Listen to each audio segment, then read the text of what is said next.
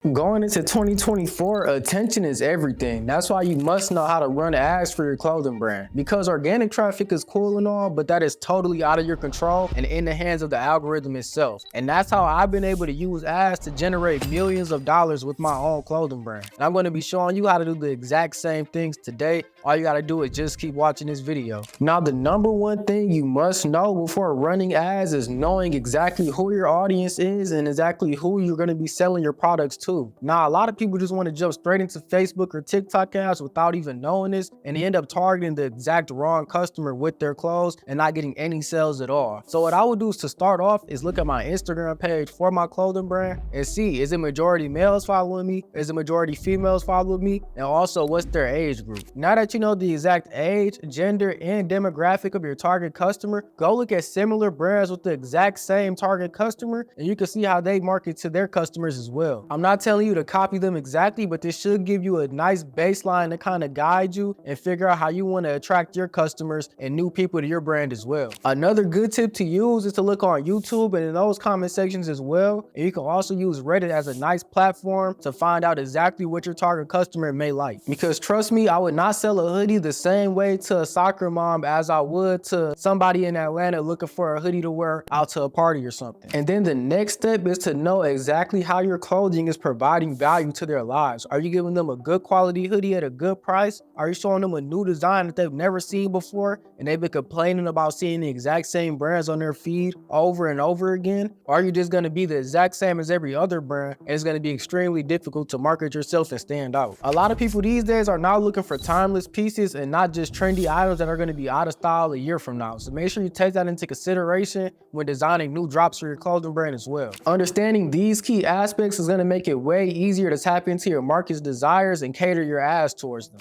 The next thing you want to do is make a document and start building out your desired customer persona. This should include detailed information about the lifestyle and demographic of your target audience. An example of one of these personas could be a college student who loves streetwear and loves going out and playing basketball with his friends on a daily. By building out these different target audience personas, it'll make it 10 times easier to figure exactly where to spend your advertising dollars at. An example of this is if I have an older target customer, I would not spend a lot of my time marketing on TikTok because that's where a lot of younger people and the younger generation are going to be at.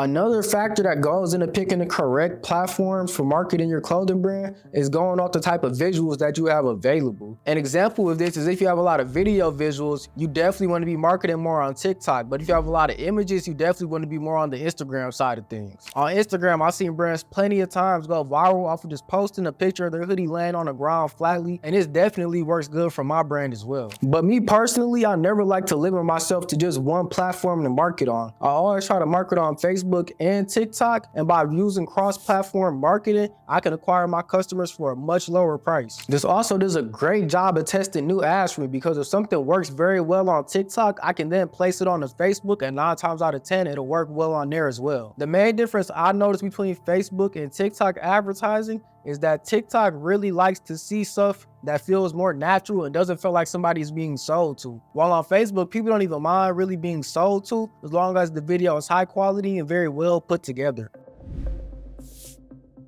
And speaking of high quality content, this is the cornerstone of every fashion brand. Too many people I'm seeing are just going around taking any type of picture, blurry, not caring, bad angles, of their clothing brand items, and that is not putting out a good representation of your quality in pieces. Now, you can be selling a hoodie 10 times better than me, way better quality, a way better design, but if I'm taking a better image of it and the model has on a way better outfit, it doesn't matter. I'm gonna get more customers than you. And I'm not even saying you need a professional camera. I've actually used my iPhone right here for my clothing brand my whole first year and made over $1 million. All I'm saying is that you have to make sure the clothing is properly centered in the picture. You're not too far away and you can see the design perfectly clear. I'm also a big fan of taking more lifestyle photos rather than taking more studio style photos. Studio style photos for me work good on the website, don't get me wrong, but when I'm trying to post on Instagram and for ads themselves, I like to go outside and catch it in the act. What I mean by in the act is because these are where your customers are going to be wearing the clothes outside, out in the city, out with their friends. They're not going to be wearing it to a studio, so now they can imagine themselves in their clothes as they're scrolling through Instagram and seeing your promotion. Now the next thing that must be talked about is your ad copy. This is the text that you are including in your advertisement itself. And the main thing I can tell you here is to keep it short and simple. Simply explain the piece, don't get too into detail about it, and just say extra things. Leave that for the About Us and product information page. The main problem I see people have when discussing ad copy is that they try to get too detailed and list too many different features that don't relate to each other at all. You kind of want to focus on just one feature and the benefits of that feature when talking about your advertisement. This makes sure the customer doesn't get overwhelmed with too much information. It gives them a reason to click on the page and go read more details about it on your website.